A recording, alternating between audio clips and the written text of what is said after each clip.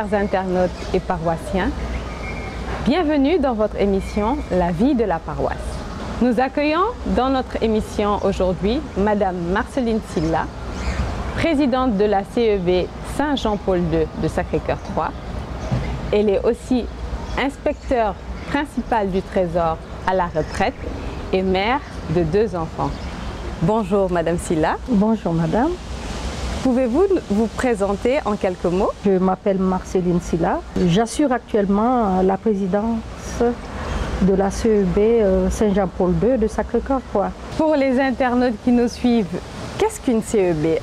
Bon, une CEB en toutes lettres est une communauté ecclésiale de base. En ce qui concerne la CEB Saint-Jean-Paul II, nous sommes de Sacré-Cœur 3 et dire aussi qu'une CEB est ecclésiale veut dire que nous relevons de l'Église.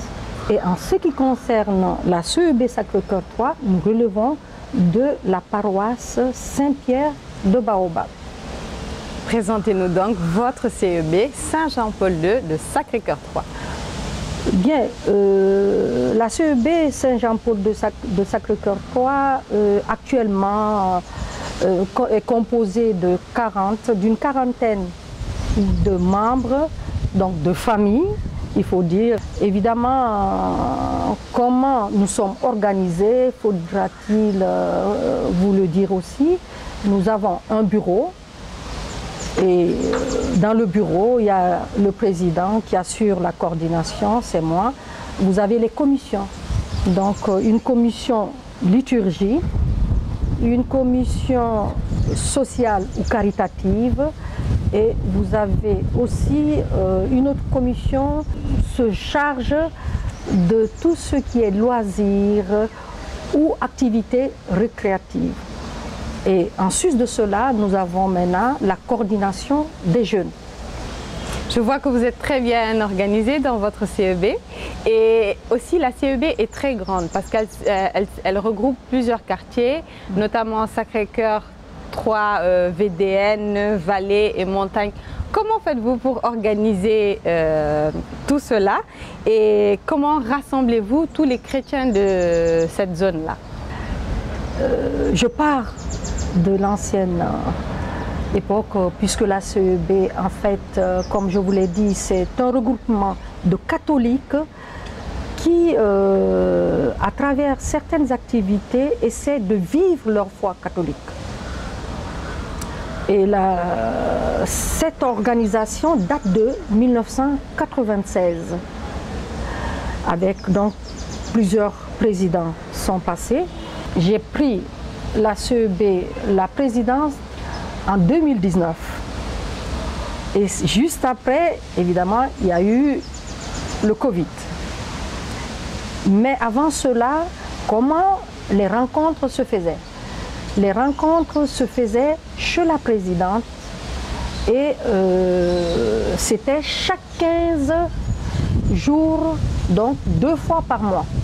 Soit pour faire le chapelet, soit pour discuter de la vie de la CEB, des activités, la planification de nos activités, les chapelets durant les mois de Marie, c'est-à-dire le mois de mai et le mois d'octobre.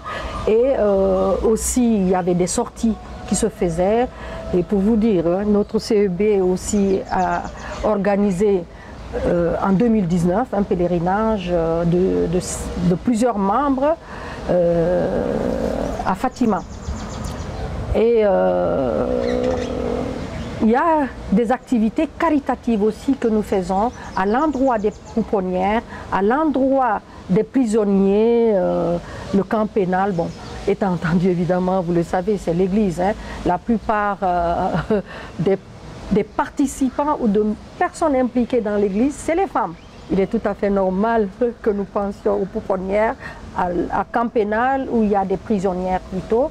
Nous intervenons aussi, nous aidons les dispensaires catholiques par des visites et l'aide, même si ce n'est pas énorme, mais quand même c'est toujours du social, c'est toujours du caritatif.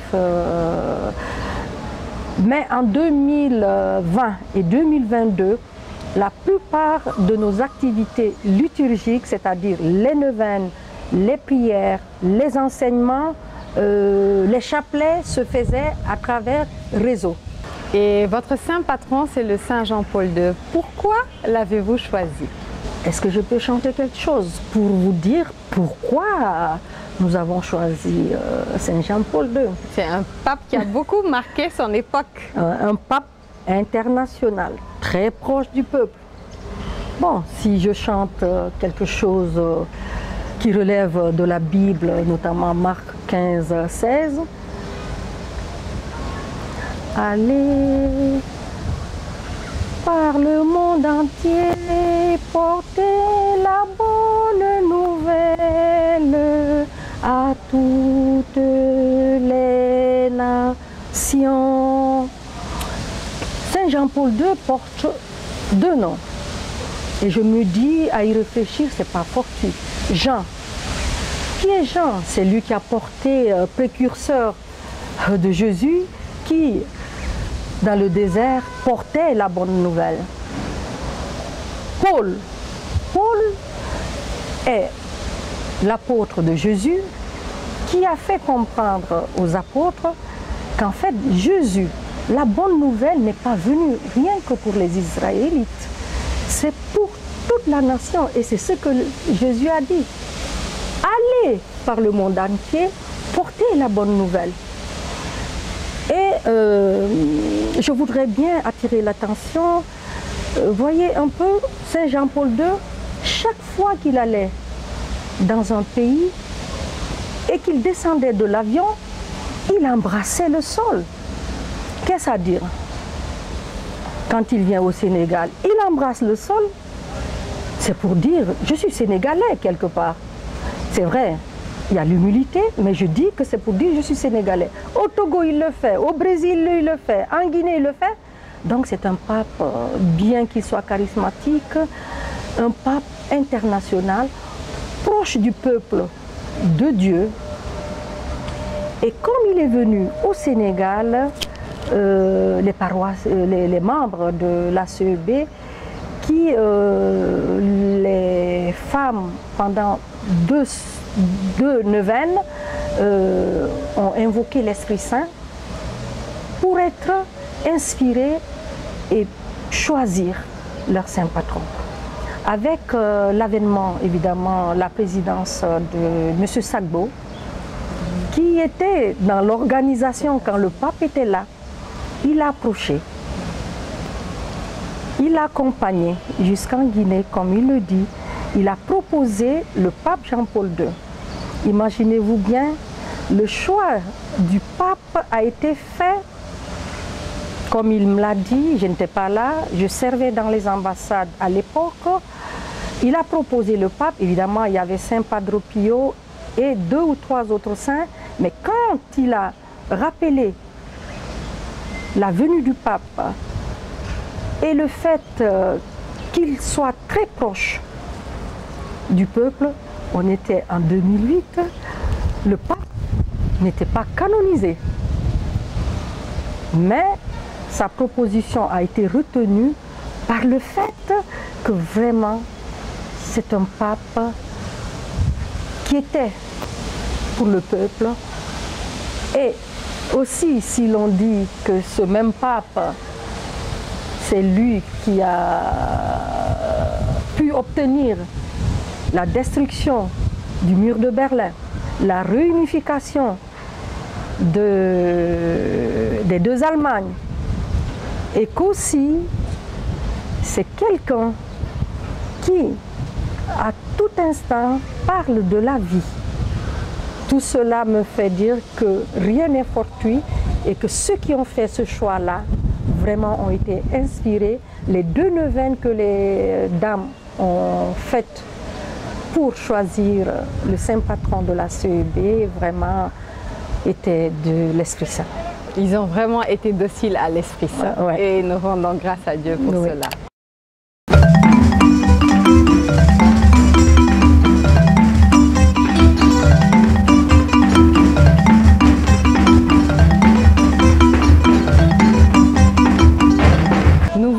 Pendant que vous suivez votre émission La vie de la paroisse et que notre invitée du jour est Madame Marcelina Silla, présidente de la CEB Sacré-Cœur 3 Saint-Jean-Paul II.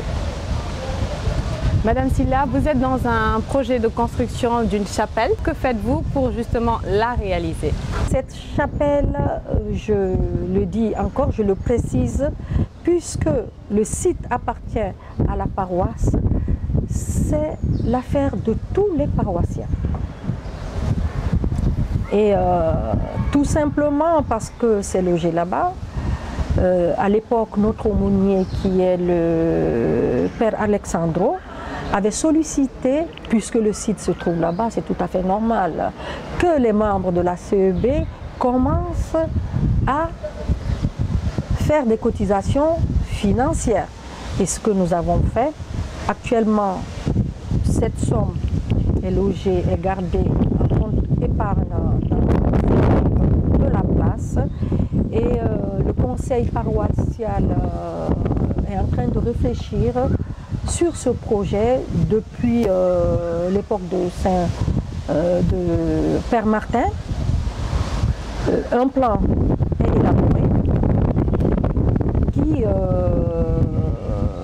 est déposé pour avis auprès de l'archevêque et qui est envoyé du compte rendu qui a été fait lors du dernier conseil paroissial. Ce plan est envoyé à l'architecte conseiller de l'évêque qui a fait ses observations. Nous sommes en train de nous efforcer au niveau du conseil paroissial à améliorer suivant ces observations pour enfin, si Dieu le permet bien, faire peut-être une maquette pour que tous les paroissiens voient le projet de visu. Vous dites que la chapelle est l'affaire de tous. Avez-vous impliqué les autres CEB pour que les paroissiens se sentent aussi appelés à ce projet-là? Pour l'instant, non. Comme je vous le dis, c'est pour l'instant les membres de la CEB avec l'aide de notre ancien aumônier, Père Alexandro, qui est actuellement à Saint-Joseph, que nous avons cotisé, mais pas des montants, vous le savez, très très importants, qui puissent permettre la construction d'une chapelle du genre. C'est vrai que vous m'avez demandé tout à l'heure comment vous comptez vous y prendre, c'est ce que je dis. Nous sommes en Afrique. L'Africain, c'est quand il voit. Lui, il ne suffit pas. Et donc, nous comptons, une fois que le plan est accepté par le conseiller, l'architecte conseiller de l'archevêque, que ce plan puisse faire l'objet d'une maquette et que cette maquette soit déposée, pourquoi pas, au niveau de l'église. Enfants comme grands viennent voir, voilà le projet, quand ça va finir, les toilettes, la chapelle elle-même, la salle polyvalente ou peut-être les bureaux qu'on va y faire, cela dépend de l'avis de l'archevêque, comme je vous ai dit. C'est un terrain de l'archidiocèse et aussi de notre curé et du conseil paroissial. Cette maquette, je suis sûre que si on la dépose et qu'on demande aux petits-enfants de participer parce que c'est l'église du Seigneur, vous êtes concernés, vous êtes baptisés, même si c'est 100 francs ou 500 francs, ils vont apporter des leurs. Alors, chers paroissiens, mobilisons-nous tous pour la réalisation de ce projet de chapelle à Sacré-Cœur 3. Votre CEB participe au nettoyage de l'église. Comment vous organisez-vous pour cela? Oui, nous donnons des contributions mensuelles, tous les membres, toutes les familles, notamment 1000 francs pour le nettoyage de l'église. tous les mois. Et 1000 francs pour la caisse elle-même, au besoin, puisque nous assistons. Je vous dis, donc il faut que la caisse puisse avoir de l'argent. Et c'est à travers donc, ces 1000 francs, ce qui fait 24 000 par famille tous les mois. Et comme peut-être c'est 3 ou 4 fois l'an que nous procédons au nettoyage, il y a une équipe de dames qui nettoient l'église. Hein, et c'est chaque samedi, et nous donnons 25 000 pour le nettoyage de l'église. Et comment tenez-vous vos rencontres en général dans votre CEB? Avant la Covid, c'était en présentiel. Et aujourd'hui? Et c'était de manière rotative au sein des familles. Et 2 fois par semaine, chaque 15 jours, mais avec les consultations se font au travers les réseaux sociaux. Voilà, le groupe. Vraiment, c'est très intéressant parce que même les enseignements que donnent les religieux, on met sur audio et on l'envoie, les gens ils sont contents. Pour l'instant, ça va. Et que souhaitez-vous le plus pour notre paroisse Saint-Pierre-des-Baobabs, Madame Silla? Je suis de l'avis de notre pape. Je souhaite véritablement que les décisions les plus importantes concernant la vie de la paroisse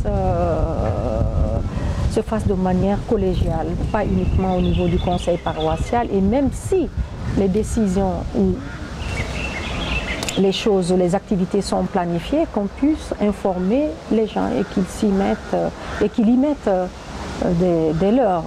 Vous voyez un peu quand on a dit que les séminaristes n'ont plus les moyens, c'est tout le monde, et que la paroisse devait assurer le parrainage, tout le monde s'y est mis. Voilà des choses qu'il faut faire, je crois, pour que chaque paroissien, chaque catholique sache que l'Église, c'est son Église. Ce n'est pas uniquement les prêtres, ce n'est pas uniquement le conseil paroissial ou les religieuses, mais c'est tout le monde. Effectivement. Et chers paroissiens de Sacré-Cœur 3, vous qui êtes étrangers ou de passage, vous appartenez à cette Église. Nous vous invitons à rejoindre votre CEB pour qu'ensemble nous puissions construire quelque chose. C'est vrai que seul on va plus vite, mais ensemble on va plus loin, et tout cela pour la gloire de Dieu. Un dernier mot, Madame Silla? Les catholiques de Sacré-Cœur 3 se rapprochent de la CEB pour s'inscrire, pour vivre leur foi catholique à travers les activités que nous menons. C'est la fraternité vraiment qui est vécue, et c'était l'un de nos objectifs, engranger le maximum de catholiques de Sacré-Cœur 3 au sein de notre CEB. Vous l'avez dit, vous nous avez invités, et je souhaite aussi que pour les autres CEB qu'il en soit de même. Oui. Encore merci, Madame Silla. Je vous remercie. Merci, chers internautes et chers paroissiens. Nous vous invitons à répondre à la question suivante.